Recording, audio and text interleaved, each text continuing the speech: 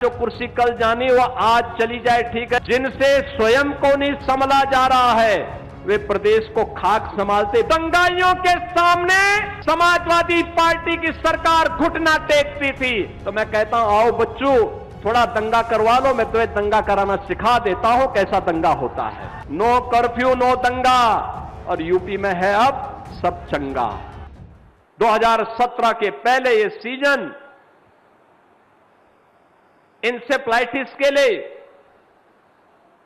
Dengue के लिए, malaria के लिए, कालाजार और चिकनगुनिया जैसी बीमारियों के लिए जाना जाता था। हर बच्चे सहमे रहते थे।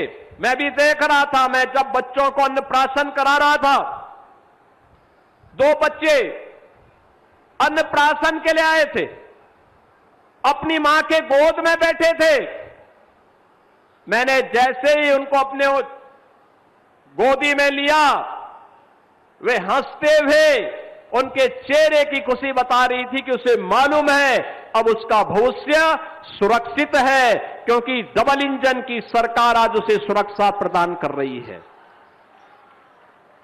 उसके बचपन को बचा रही है।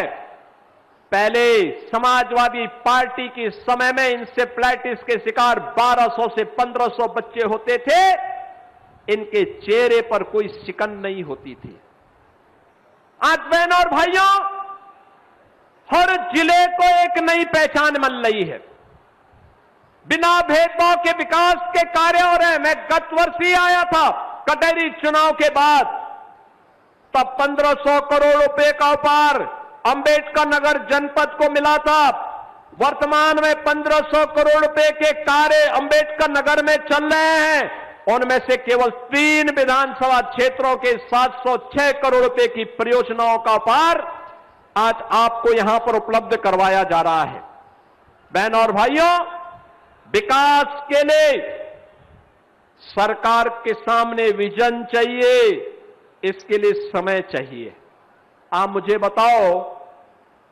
बताओ, जब आप मेहनत किए होंगे, घर से निकले होंगे, समय से आपने कार्य योजना बनाई, तभी भारी संख्या में लोग यहां पर आए, इस कार्यक्रम का हिस्सा बन पाए। पहले क्या 17 के पहले क्या मुख्यमंत्री नहीं होते थे क्या? गोविंद साहब धाम में क्या उनको फुर्सत नहीं थी क्या? पिछले दिनों मुझे सरवण धाम में आने का और शिव बाबा धाम में भी आने का अवसर प्राप्त हुआ था। तब क्यों नहीं आते थे? क्योंकि 17 के पहले मुख्यमंत्री को कहां फुर्सत थी, वो नोएडा नहीं जाते थे। लगता था कुर्सी खिसक जाएगी। 17 में जब मैं मुख्यमंत्री बना, मैं स्वयं वहां का कार्यक्रम बनाया, तो मुझे भी ये बताया जा रहा था कि वहां जाने से कुर्सी खिसकती है। हमने कहा जो कुर्सी कल जानी वो आज चली जाए, ठीक है, लेकिन जनता के लिए आए हैं, जनता की सुनवाई करेंगे। और पहले ये लोग डरते थे, हम वहां इसलिए नहीं जाएंगे क्योंकि कुर्सी चली जाएगी, तो जनता ने कुर्सी हमेशा के लिए विदा भी कर दी है उनसे। बहनों और भाइयों, ये लोग 12 बजे सो करके उठने वाले लोग हैं।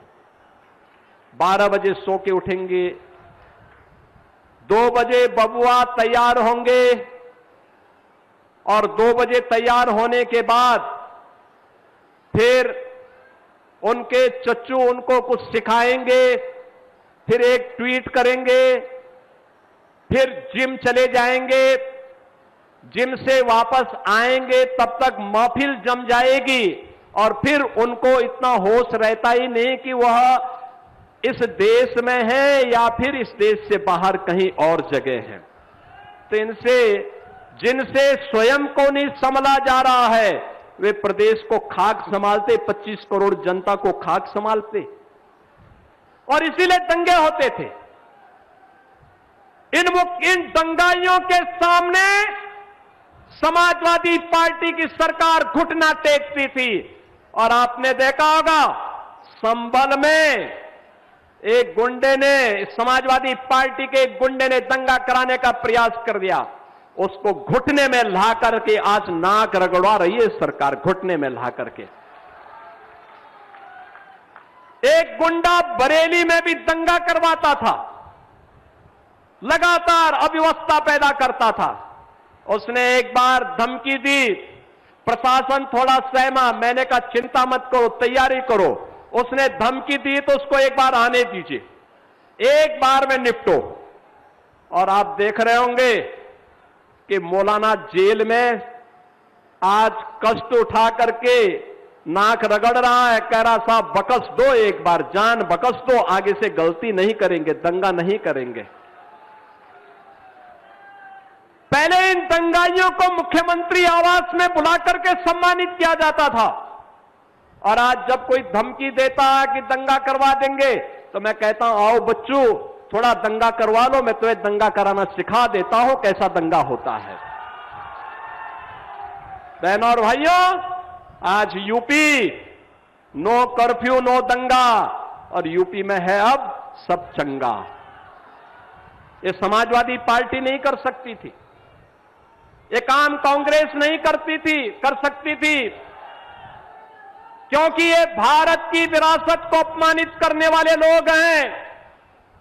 याद करिए, समाजवादी पार्टी ने और कांग्रेस ने महाराज सुहेलदेव का अपमान किया था, उनका स्मारक नहीं बनने दिया था, बल्कि विदेशी आक्रांता सलार मसूद के नाम पर गाजी मियां का मेला लगाना प्रारंभ कर दिया था। हमारी सरकार आई, हमने कहा नहीं, किसी विदेशी आक्रांता के नाम पर कोई कार्यक्रम नहीं होने देंगे। अगर आप ये वीडियो YouTube पर देख रहे हैं तो हमारे चैनल को सब्सक्राइब कर बेल आइकन दबाएं, और Facebook पर देख रहे हैं तो हमारे पेज को लाइक करें। अगर आप ये वीडियो YouTube पर देख रहे हैं तो हमारे चैनल को सब्सक्राइब कर बेल आइकन दबाएं, और Facebook पर देख रहे हैं तो हमारे पेज को लाइक करें।